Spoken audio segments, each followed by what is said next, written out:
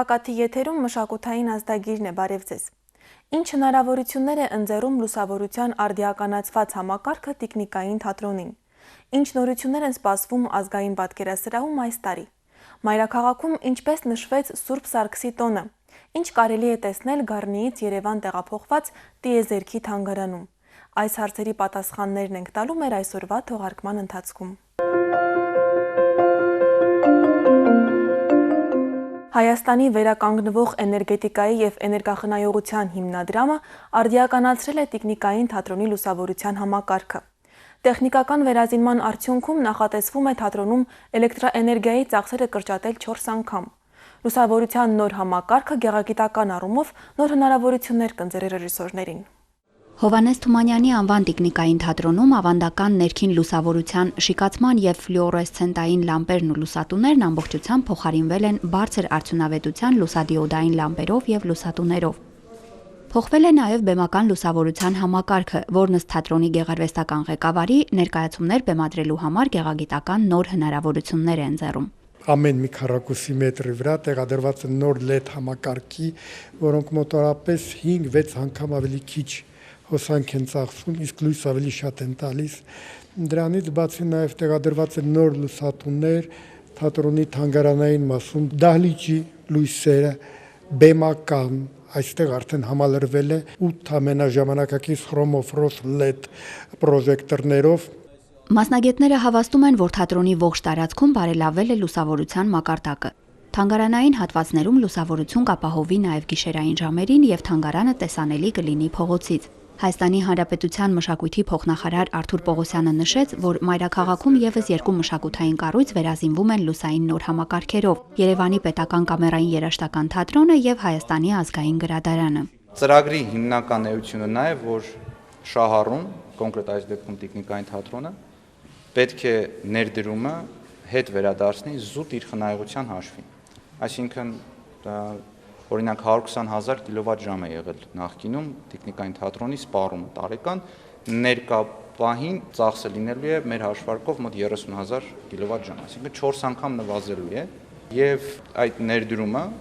տարիների ընթացքում, այս դեպքում հետ գնումը մոտ 7 տարի է, հետ է վերադարձվելու։ Ըստ էության կոլեգան արդեն նշեց, 2 խնդիր է լուծում։ Ես մշակույթի տեսակետից փորձեմ ասել, գեղագիտական հնարավորությունները տարածքի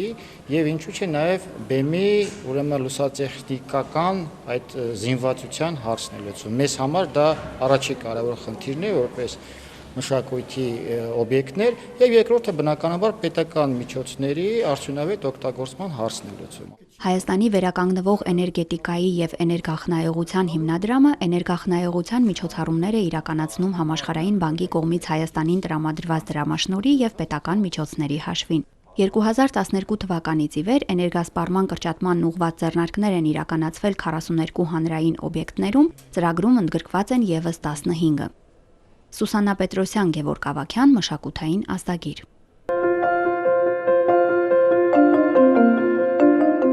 Նախորդ տարի Հայաստանի ազգային պատկերասրահը հագեցած գրաֆիկով է աշխատել։ Դրա շնորհիվ այցելուների թվի աճ է արձանագրել։ Հրավիրված հաշվետու մամլո ասուլիսի ժամանակ այս մասին հայտնել է պատկերասրահի տնօրեն Արման Ծատուրյանը։ Լրագրողների հետ հանդիպմանը նա ամփոփել է նախորդ տարին ու խոսել այս տարի նախատեսվող նորությունների, սպասվող տեխնիկական վերազինման ու պատկերասրահին նոր շենքի հատկացման մասին։ Հայաստանի ազգային պատկերասրահը 2015 թվականին աննախադեպ թվով այցելուներ է ունեցել։ Ավելի քան 85,000 մարդ շրջել է սրահներով, ծանոթանալով հայ և համաշխարհային կերպարվեստի լավագույն նմուշներին։ Նախորդ տարի ազգային պատկերասրահը համալրվել է 78 ստեղծագործություններով, վերականգնվել և ամրակայվել է 262 թանգարանային առարկա։ Կազմակերպվել է 59 ժամանակավոր ցուցահանդես, որոնցից 4-ը արտերկրում։ 2015 թվականը հագեցած էր նաև հայոց ցեղասպանության 100-ամյա տարելիցին նվիրված ցուցահանդեսներով՝ վկայություն, Գրիգոր Աղասյան ապրելու ենք, պատասխան 100 տարի անց անցյալը ներկայում, ոչ ցեղասպանությանը, Հովհաննես Զարդարյան գաղթ և այլն։ Ընդհանուր առմամբ 19 ցուցահանդես։ Բացվել են նկարիչներ Սեդրակ Առաքելյանի, Փանոս Թերլեմեզյանի, Եղիշե Թադևոսյանի հետահայաց ցուցադրությունները։ Այս պահին աշխատանքներ են տարվում նկարիչների պատկերագրքերի լույս ընծայման ուղղությամբ։ Այս տարի հրատարակվել է մեկ մեծ ալբոմ Փանոս Թերլեմեզյանի 100-ամյակին նվիրված, բայց մենք նախապատրաստում ենք նաև մի քանի այդպես գրքեր, որոնց շարքում է հայ հին եւ միջնադարյան արվեստն ու եկեղեցական գեղանկարչությունը Հայաստանի ազգային պատկերասրահում եւ Արշակ Ֆեթվաջյանի մշակութային եղերնից փրկված ճարտարապետական մասունքները։ Տարին հագեցած էր նաև ցերեկույթներով, դասախոսություններով եւ կրթական ծրագրերով։ Հատկապես կրթական ծրագրերը տարեցտարի ավելի լայն ընդգրկում են ձեռք բերում ներգրավելով բազմաթիվ ուսանողների, դպրոցականների եւ արվեստասերների։ Անցած տարվա միջոցառումների շարքում ազգային պատկերասրահի տնօրենն առանձնացրեց հատկապես «Իմ կոմիտասը» խորագրով ինտերակտիվ էքսկուրսիան։ 14 թվականին, քանի որ հարցը կոնկրետ դրամասներ, 630 մասնակից ենք ունեցել 34 խմբերի այցելությամբ։ Իսկ 15 թվականին, որովհետեւ ավելի པարզ լինի ձեզ այդ տարբերությունը, ունեցել ենք 83 խումբ եւ 1100-ի մոտ երեխաներ են մասնակցել այս ինտերակտիվ կրթական ծրագրերին։ Իմ երազանքներից մեկն է եւ վստահ եմ մեր աշխատակիցների Հայաստանի ազգային պատկերասրահի, որ մեր ռեստավրացիոն վերականգնողական բաժինը դառնա կենտրոն։ Այս պահին որոշակի բանակցություններ ենք վարում Գրաբարի ինստիտուտի հետ, որը գիտեք աշխարհահռչակ վերականգնողական ինստիտուտներից մեկն է Ռուսաստանում, որ այստեղ մասնաճյուղ բացվի։ Պատկերասրահի հավաքածուն շուրջ 40,000 թանգարանային առարկա են գրկում։ Դրանց մի մասը ներկայացված է 56 սրահներում եւ թանգարանի մասնաճյուղերում։ Այս տարի Հայաստանի ազգային պատկերասրահը ձեռնարկում է տեղադրել շուրջ 120 տեսախցիկ ֆոնդերում եւ միջանցքներում։ 2016 թվականին նախատեսվում է թվայնացնել պատկերասրահի հավաքածուն։ Իդեպ ազգային պատկերասրահն արդեն մի քանի ամիս է յուրաքանչյուր ամսվա վերջին շաբաթօրը իր բոլոր այցելուների համար մուտքը ազատ է դարձրել։ Մարի Խաչատրյան, Վրամ Խանամիրյան, մշակութային ազդագիր։ Սիրո արագահաս բարեխոս Սուրբ Սարգսի տոնն այս տարի նշեցինք հունվարի 23-ին։ Այդ օրը Սրբի անունը կրող եկեղեցիները բաց էին մինչև գիշեր։ Տոնի առթիվ արդեն 11-րդ տարին Արարատյան հայրապետական թեմի նախաձեռնությամբ բազմաթիվ միջոցառումներ անցկացվեցին։ Մայրաքաղաքում ինչպես նշվեց Սիրո տոնը, կպատմենք մեր հաջորդ տեսանյութում։ Երիտասարդների եւ Սիրո բարեխոս Սուրբ Սարգիս զորավարի տոնին Գարեգին II ամենայն հայոց կաթողիկոսի տնօրինությամբ ավանդաբար Արարատյան հայրապետական թեմի առաջնորդանիստ Սուրբ Սարգիս եկեղեցի է բերվում Սրբի մասունքակիր աչը։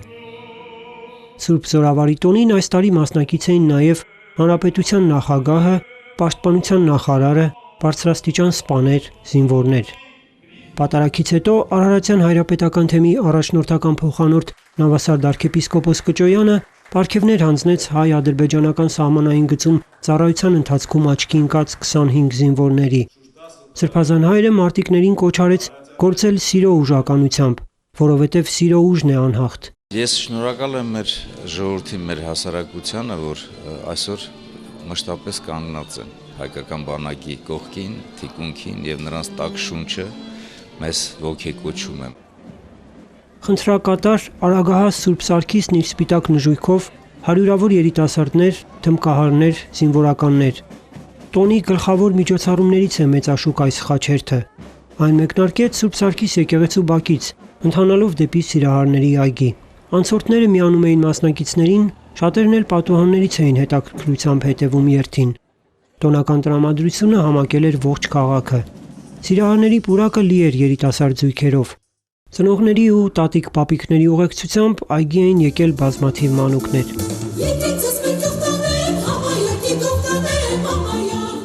Ծաղկազարդ երգչախումբը ելույթ ունեցավ ժողովրդական կատակերգերով։ Հանդես եկան նաև Արարատ երգչախումբն ու էստրադային արտիստներ։ Իհարկե շատ լավ տոն է երիտասարդների, սիրահարների, նաև զույգերի համար, որոնք կարող են այս տոների միջոցով ավելի ամրապնդեն իրենց սերը, միությունը։ Եթե կա սեր, սիրո զորություն, սիրո ուժ, անչափ գեղեցիկ ու լավ տոն է, զգացմունքային տոն։ Սուրբ Սարգսին ամենալավը կարող են նմանվել նրանք, ովքեր իրենց հոգով երիտասարդ են զգում, ովքեր պատրաստ են սիրո համար քայլ անել, լուրջ զոհողություն անել։ Եվ թող բոլոր երիտասարդներին շնորհավոր լինի այս տոնի առիթով Սուրբ Սարգսի, Սուրբ Մարտիրոսի եւ 14 զինվորների բարեխոսություն իրենց վրա թող լինի։ Եվ զգան իրենց թիկունքներին այդ զորավոր սրբերի ներկայություն իբրև պահապան հրեշտակներ, եւ մեր կյանքն ավելի սիրով ապրենք։ Այս տարի Սուրբ Զորավարի տոնին առանձնակի հպարտությամբ մասնակցում էին նաև Ռազմական ինստիտուտի կուրսանտները։ Նորքի Սուրբ Սարգիս եկեղեցու բակում վերստեղծվել էր տոնին առնչվող պատմական տեսարանը։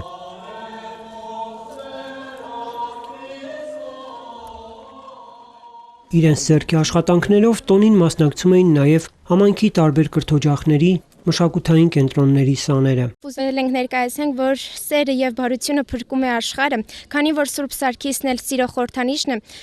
այսպես ջերմ, վառ, էներգիավլի գույներով փորձում ենք փրկել մեր աշխարհը։ Տոնը շատ մեծ խորհուրդ ունի, քանի որ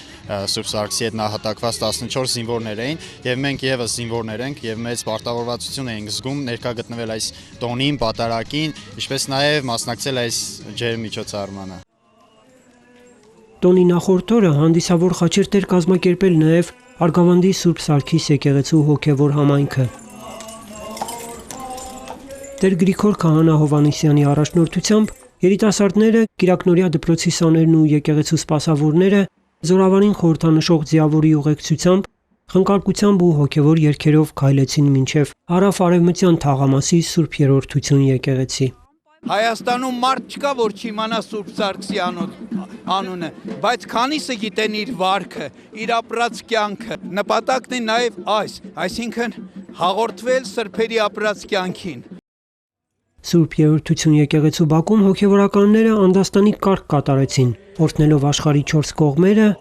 Աստծուց այցելով խաղաղություն ու բարօրություն մեր հայրենիքի համար։ Սուրբ Սարգսի կերպարը հաճախ հանդիպում է նաև հայ արվեստում։ Հենրիկ Իգիթյանի անվան գեղագիտության ազգային կենտրոնը տոնին մասնակցեց իր սաների նոր աշխատանքների ցուցադրությամբ։ Պատիկա, քանդակ, գեղանկար, ասեղնագործություն, վիտրաժ։ Հեղինակներն անձամբ էին հյուրերին ներկայացնում ստեղծագործությունները, պատմում իրենց մտահղացումների, աշխատանքի առանձնահատկությունների մասին։ Սուրբ Սարգսի տոնը տարեցտարի ավելի լայնորեն է նշվում։ Հոգևոր եւ մշակութային միջոցառումները ընդգրկում են հասարակության ամենատարբեր շերտերը։ Նշան Աբասյան, մշակութային ազդագիր։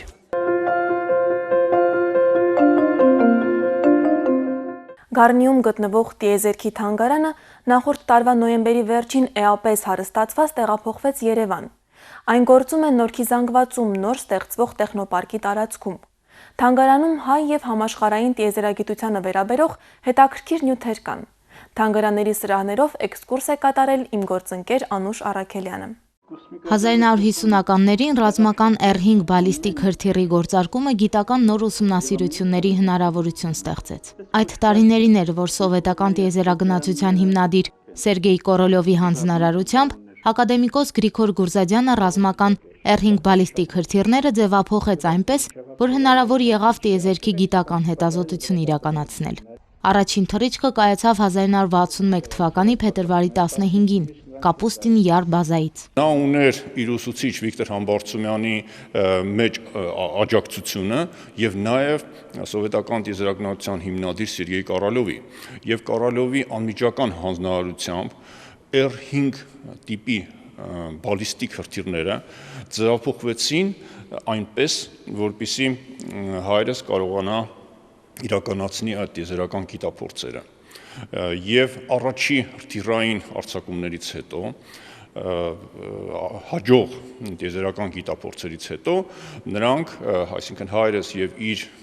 խումբը, իր կոլեկտիվը, որը ժամանակի ընթացքում առանձնացավ Գառնի տիեզերական աստղագիտության ինստիտուտում, ստեղծեցին ուղեծրային աստղադիտարաններ։ Հաջողված գիտափորձից հետո Գուրզադյանը նախագծում է տիեզերական ուղեծրային աստղադիտարաններ։ 1971-ի ապրիլին Սալյուտ 1 առաջին տիեզերական կայանը տիեզերք է ուղարկում Օրիոն 1-ը, առաջին տիեզերական աստղադիտակը։ Օրիոն 1-ի կատարելագործված տարբերակը Օրիոն 2-ն էր, այն Սոյուզ 13 տիեզերանավով տիեզերք է բարձրացել 1973-ի դեկտեմբերին։ Սա Օրիոն 2 տիեզերական աստղադիտարանի կրկնօրինակն է։ Բնօրինակը մնացել է տիեզերքում։ Ցուցադրվել է Հանովերի միջազգային Էքսպո 2000 թվականի ցուցահանդեսում։ Օրիոններն այժմ մշտական ցուցադրության են դրված տիեզերքի նորաբաց թանգարանում։ Սարքի կոնստրուկտորներից մեկը Ալեքսանդր Կաշինն է։ Предназначалась она для того, чтобы широкоугольным телескопом снять спектрограммы звезд. Սարքը նախատեսված էր լայնանկյուն աստղադիտակով աստղերի սպեկտրոգրաման լուսանկարելու համար։ Երկրից այն պարզապես հնարավոր չէր իրականացնել։ Մինչև 13 աստղային մեծության հազարավոր սպեկտրներ են ստացվել այս սարքի միջոցով։ Համեմատության համար կարելի է նշել, որ միևնույն ժամանակ ուղեծրում գտնվող ամերիկյան Skylab-ի աստղադիտակն ի վիճակի էր դիտել միայն մինչև 7,5 մեծության աստղերը։ Но они смогли снять только лишь 7,5 звездную величину. Տիեզերքի թանգարանը բացվել է 2001 թվականի հուլիսին Գառնիի տիեզերական աստղագիտության ինստիտուտի տարածքում, որտեղ իրենց նախապատրաստումն են անցել ավելի քան 40 խորհրդային տիեզերագնացներ։ 2015 թվականի նոյեմբերին թանգարանը տեղափոխվել է Նորքի երկրորդ զանգված, նոր ստեղծվող տեխնոպարկի տարածք։ Այստեղ ներկայացված են տիեզերական հետազոտությունների վաղ շրջանի բացառիկ նմուշներ, փաստաթղթեր, որոնք ժամանակին հասանելի չեն եղել հանրությանը։ Սա այն շրջանն էր, երբ որ հրթիռային տեխնիկա, այսինքն տիեզերական հետազոտություններով զբաղվելու հնարավորություն ուներ միայն Սովետական Միությունը եւ Ամերիկայի Միացյալ Նահանգները։ Եվ այն ինչ որ այստեղ ցուցադրված է, այդ իմաստով բացառիկ է, որովհետեւ հայ մասնագետների կողմից ստեղծված սարքավորումներն են, որոնք եղել են բաց տիեզերքում եւ այսօր այստեղ ներկայացված են։ Այս ցուցանակը ներկայացնում է ֆիզիկա-մաթեմատիկական գիտությունների դոկտոր պրոֆեսոր Վահագն Գուրզադյանի ծրագրերն ու ուսումնասիրությունները։ Պրոֆեսորը եվրոպական Լարես տիեզերական ծրագրի ղեկավար խորհրդի անդամ է։ Սա արձակումն է ֆրանսիական Գույանայի եվրոպական տիեզերական գործակալության կոսմոդրոմից Լատինական Ամերիկայում եվրոպական նոր տիպի հրթիռի։ Եվ այդ Լարես տիեզերական ծրագիրը, որի ղեկավարներից մեկն եմ ես, նվիրված է այդ կտեսնեք ֆունդամենտալ ֆիզիկային։ Ցուցադրությունները տիեզերական հետազոտությունների կարևորագույն իրադարձությունների մասին պատմող բազմաթիվ տեղեկություններ ու լուսանկարներ են պարունակում։ Թանգարանի արժեքավոր նմուշներից է միջուկային զենքի ստեղծման գլխավոր դեմքերից մեկի՝ Նոբելյան մրցանակի դափնեկիր Հանս Բեթեի հոդվածի ձեռագիրը։ Հոդվածը գրվել է Գրիգոր Գուրզադյանի հետ համատեղ։ Այստեղ կարելի է տեսնել խորհրդային տիեզերագնացների երկու ձեռագիր փաստաթուղթ, ուղղված Գրիգոր Գուրզադյանին։ Թանգարանը այսօր ունի, ինչպես եւ ծրագրված է, կրթական նշանակություն, որովհետեւ մենք շատ ուրախ ենք, որ թանգարան են այցելում դասարաններ, անգամ այս ծնարատ օրերին Գյումրիից այցելությունները երեխաների, որոնք կարողանում են գալ իրենց ձեռքով դիպչել բաց տիեզերքում եղած սարքավորումներին, շոշափել տիեզերական փոշին։ Բաց տիեզերքում է գտնվել ցուցասրահի կենտրոնում դրված խոշոր գնդաձև այս սարքը, հրթիռային արձակման վայրեջքային մոդուլը։ Տիեզերք է ուղարկվել 1962-ին, հասել մինչև 500 կիլոմետր բարձրության։ Իսկ հրթիռային աստղադիտարանի կայունացված այս հարթակը 3 անգամ է տիեզերքում եղել։ Բոլոր փաստաթղթերն ու սարքավորումներն արտահայտում են տիեզերագնացության վաղ շրջանի շունչը, խորհրդային գաղտնիության մթնոլորտը։ Տնօրենի կարծիքով դրանք փաստագրական բացառիկ նյութ են մասնագետների համար եւ չափազանց հետաքրքիր այսօրվա սերնդի համար։ Անուշ Առաքելյան, Գարեգին Պապոյան, Մշակութային ազդագիր։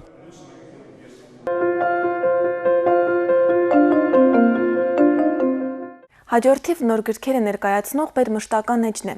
Շարքի հեղինակ Հերմինե Հակոբյանն այսօր պատմելու է Մագդա Ջամփոլադյանի Սասունցի Դավթի ռուսական կյանքը եւ Ալիս Տերղևոնդյանի Միոբյուսի ժապավենն ու Կորտասարի պատմվածքները գրականագիտական աշխատությունների մասին։ Երևանի պետական համալսարանի բանասիրական ֆակուլտետի գիտխորհրդի որոշմամբ պրոֆեսոր Մագդա Ջամփոլադյանի Սասունցի Դավթի ռուսական կյանքը աշխատությունը լույս է տեսել հայերեն, ռուսերենից թարգմանել է գրականագետ Հայկ Համբարձումյանը, գրքի խմբագիրն է պրոֆեսոր Վազգեն Գաբրիելյանը։ Հեղինակը հետևել է Սասունցի Դավթի ռուսերեն թարգմանությունների պատմությանը, մեր էպոսի մասին ռուս քննադատական եւ գիտական արձագանքներին։ Գրքում պատկերված է մոտ 1 դարյա շրջան 19-րդ դարի 80-ականներից մինչև 20-րդ դարի 80-ականները։ Հայկական հերոսական էպոսն այդ տարիների ընթացքում դարձել է ռուս ընթերցողի սիրելի գրքերից, իսկ ռուս քննադատության մեջ գրվել են խորը, հաճախ նուրբ եւ ինքնատիպ դիտարկումներ հայ էպոսի մոտիվների, հերոսների, գեղարվեստական առանձնահատկությունների եւ կատարելության մասին։ Գրքից տեղեկանում ենք, որ առաջին թարգմանությունը կատարել է Բրյուսովը դեռ 1916-ին, 1939-ին էպոսի համահավաք բնագրի ստեղծմանը զուգահեռ 4 թարգմանիչ թարգմանում էին ռուսերեն եւ Սասունցի Դավիթը համեմատում Ավետարանի ու Շեքսպիրի գործերի հետ։ Ռուս քննադատները շատ զուգահեռներ են անցկացնում աշխարհի տարբեր էպոսների հետ եւ եկան այն եզրակացության, որ մեր էպոսը կարելի է դասել այդ էպոսների կողքին, ինչպես օրինակ Հոմերոսը, Նիբելունգների երգը, Սիդի երգը, Կալևալան եւ այլն եւ այլն։ Իսկ Շիրլինսկին շատ հետաքրքիր բան ասեց ոչ միայն լավագույն էպոսների շարքում է, այլև գերազանցում է եւ թվարկում է Ռոլանդի երգը, Նիբելունգների երգը եւ նույնիսկ Հոմերոսին ասում է իր բարոյական կողմով։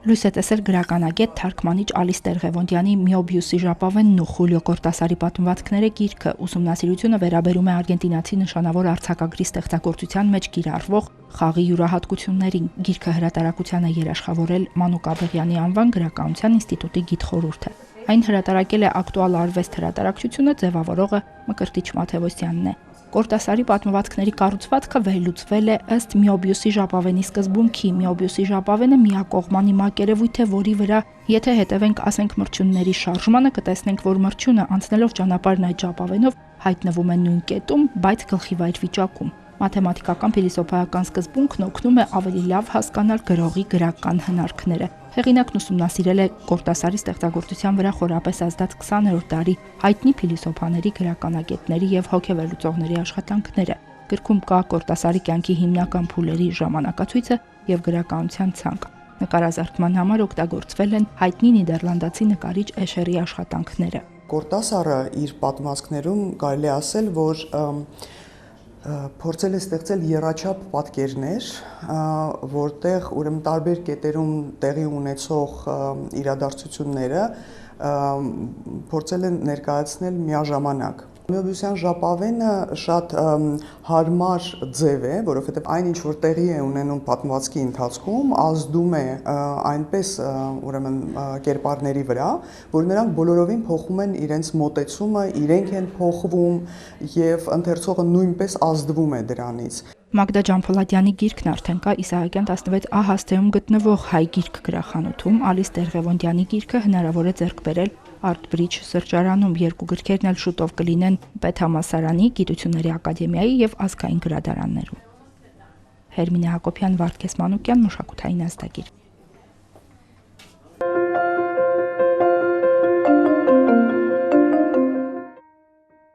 «1756 թվականի հունվարի 27-ին է ծնվել հանճարեղ կոմպոզիտոր Վիեննայի դասական դպրոցի խոշորագույն ներկայացուցիչ Վոլֆգանգ Ամադեուս Մոցարտը։ Նրա երաժշտությանը հատուկ են հոգեբանական խորությունը, դրամատիզմը, երաժշտական կատարյալ ձևերն ու վառ մեղեդայնությունը։ Ստեղծագործել է բազմաթիվ ժանրերում, գրել է ավելի քան 2 տասնյակ օպերա, 50-ից ավելի սիմֆոնիաներ, կամերային գործիքային ստեղծագործություններ, տասնյակ կոնցերտներ, սոնատներ, մեսաներ ու սերենադներ։ Մոցարտի վերջին ստեղծագործությունը հանճարեղ ռեքվիեմն է, որը կոմպոզիտորի ցանկությամբ պետք է հնչեր իր իսկ հոգեհանգստին։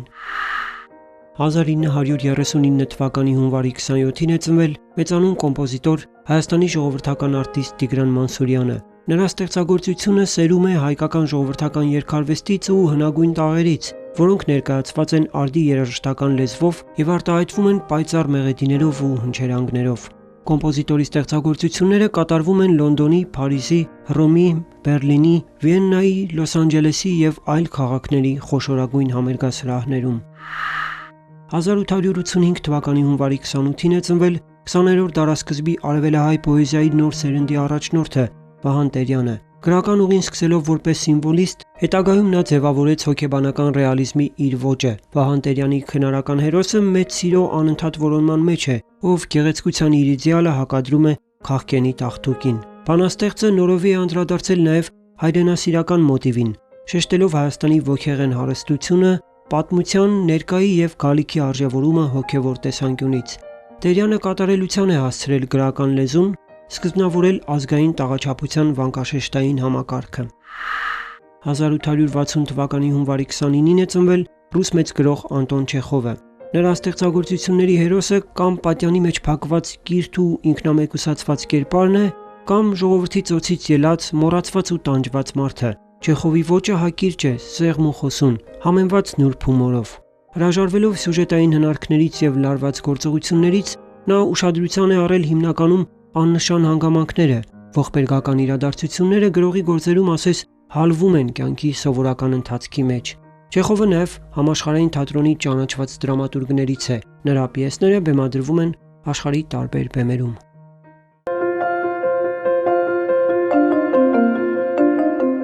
Այսօրվա համար այսքանն էինք նախատեսել։ Մշակութային նոր պատմություններով ու հերոսներով կհանդիպենք արդեն հաջորդ շաբաթ։ Ցտեսություն։